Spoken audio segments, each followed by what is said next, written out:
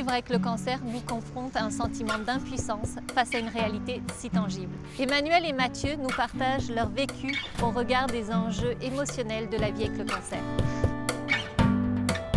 C'est un cancer de la gaine des nerfs du rétropéritoine. Le rétropéritoine étant l'enveloppe qui enveloppe les organes à l'intérieur du ventre. On parle d'une possibilité que je vive jusqu'à 90 ans, mais on parle aussi d'une possibilité que je ne vois pas l'été prochain non plus. Le diagnostic qu'on m'a donné, c'est leucémie myélatoïde aiguë. J'en connais beaucoup de gens qui ont eu le cancer puis qui ont survécu, qui vivent encore très bien. Alors, je m'en suis pas trop fait. Le peu d'informations qu'on a sur la leucémie, c'est que t'es mort, là. T'sais, on est jeune, on se dit « Ah oui, on a le temps, un jour on va faire ça. » Puis là, tout d'un coup, oh, ben, peut-être que non.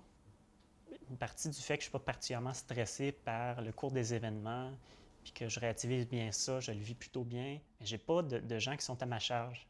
Et ça doit être beaucoup plus difficile à vivre pour des parents. Ils ont permis à mon fils de venir me voir une fois. Que là, mais encore là, en tant que père, tu veux être fort. Tu restes fort avec ton enfant, mais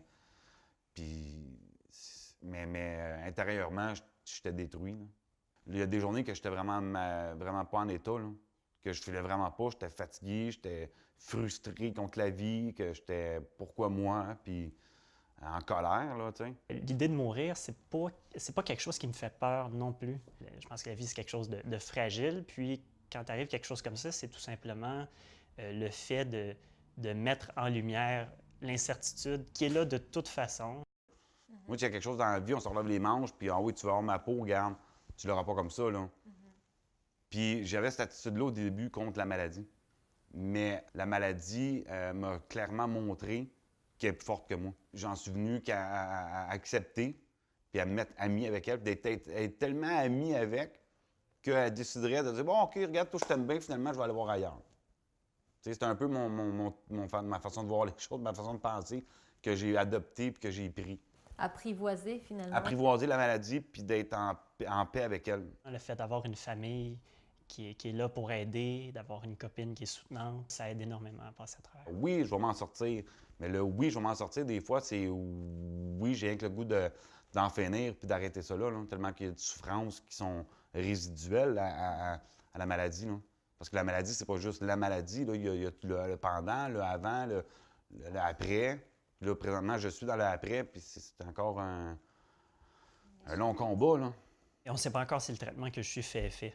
Donc, rendu T'es là, en chimio. Oui, voilà. Donc, je suis en chimio en ce moment, puis rendu là, on verra. Il y a beaucoup d'incertitudes. Est-ce qu'il y a eu pour toi des changements positifs imposés par la maladie, qui ont été permis par la maladie?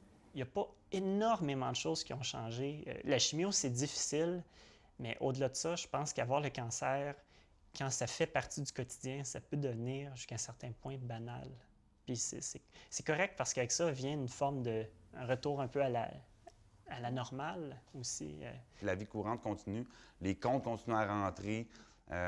Vidéotron, on n'arrête pas d'envoyer la facture là, parce que tu es malade, tu as une leucémie. C'est la vie continue.